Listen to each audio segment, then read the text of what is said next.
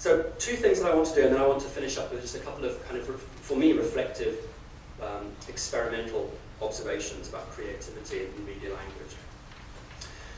I really think it's time for us as scholars to move beyond this notion of anti-language, framing this all as anti-language. I also think it's time for us to move beyond language, period, but we'll come to that in a second.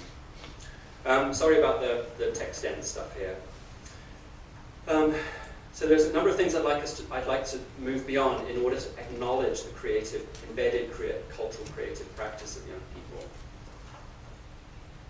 And I apologize, this is relevant, often probably more for people who are interested in media discourse. I'm definitely keen to move beyond these sort of hyper-presentists. It's like, this is the only time this has ever happened kind of rhetoric of the media. It's like, no, this is the first text message in history. Of course it is, silly idiots. But that's kind of very locked in this moment, as if there is no sort of pretext or precedent for any of this. These oppositional, what I loosely call anti-creative framings. I'm interested in moving beyond these very oversimplified dichotomies of the authorized and the unauthorized. I think kids' creative practice is much more integrated, and I worry sometimes. I'm fine. Anti-language kind of re-inscribes this idea that it's about separating ourselves from adults. It's not. It's not about adults. I'm absolutely, I get and I love Ron Scollin and Susan Moore Scollin's discourses in place, but I'm really uncomfortable with the way that graffiti gets described as transgressive. It's just a little too value-laden for me. Okay? And I certainly want to suggest that we move, and I'm sure this is not controversial, move around these kind of colonizing literacies of the elite, in this case, adults. So here's where I'd like us to sort of go a little bit. I'd certainly like to start accepting the range and diversity of new literacies, and all of us agree with that, I think. We've heard a number of people talking about sort of bringing some of this sort of cultural practices, the stuff that Rodney was talking about yesterday. We were really interested in how do you bring that into the classroom. This is fantastic, these kind of vernacular learnings, these vernacular creative practices. Recognizing young people's creative practices as integrated practice. This is not some weird, exotic thing that sits outside of standard language practice for kids. This is a much more blended, much more integrated. And these are 2 notions that I'm playing with. I'm really interested in thinking about new media discourse as counter-literacy. I'm okay with counter-literacy because I like the way that Dwight Conk, thank you, that's a relief actually to see 10 minutes. I like the way Dwight Conkergood, this is from this lovely paper he wrote about graffiti. I was thinking about it yesterday actually with your lovely stuff, Rodney. But thinking about graffiti as, he calls it street literacy. I'm not so sure about that, but counter-literacy, challenging, mimicking, and carnivalizing textual power and literate bureaucracy. I like that disruptive effect.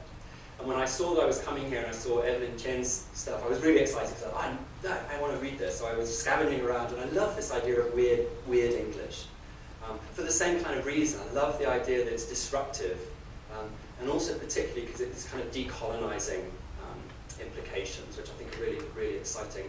And I hope it's not politically questionable to borrow that idea, to think about kids, needing to decolonize kids' linguistic practice.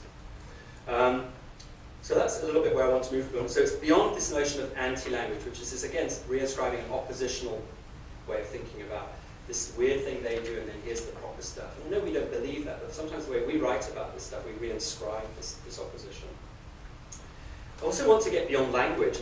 It's quite obvious that we've got to sort of see this as more than just sort of, again, this isolated linguistic practice, when in fact it's such a multimodal production. On my own Facebook page, I'm constantly reminded that I'm a very low-key, I do not text, and I'm a very low-key Facebook profile. I'm a complete hypocrite, basically. But if you know about Facebook, you know that there's this micro-blogging space up at the top where people just sort of Twitter, okay? And this is all the rage. Everyone was talking last week in America about the CDC, the Center for Disease Control, twittering about swine flu. Again, in other words, when the posh people do it, it's fantastic. When kids Twitter, it's banal, it's stupid. It's just stupid. So when you actually look, this is just from a page, just a run of microblogs off my page just before I left the other day. And it's just apparent that the linguistic is almost marginal in some ways. It's certainly not separated out from the visual and the multimodal.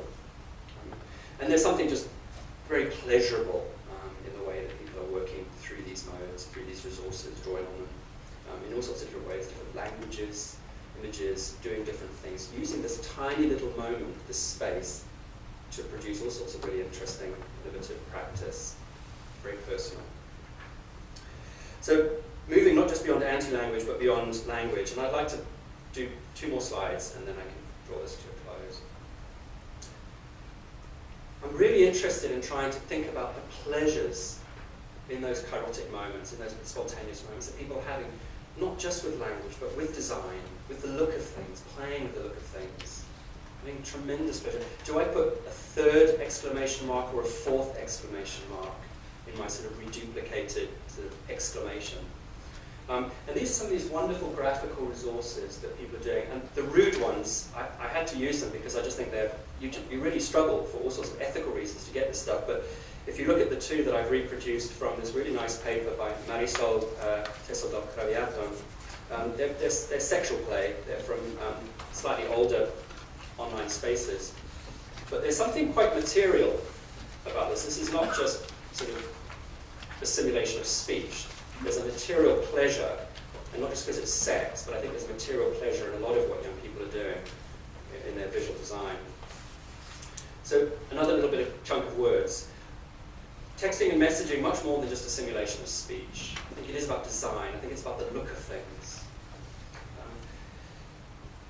Text messaging are sort of creative. Is the visual and the graphical play are sort of textual modes in their own right. And so they've got their own meaning potentials, their own aesthetic, their own sort of materialities about them. We know that there's this tremendous shift from reading and writing to this simultaneous reading-writing, and this design consciousness that's very present in the way that kids are creating and working with language and other modes online.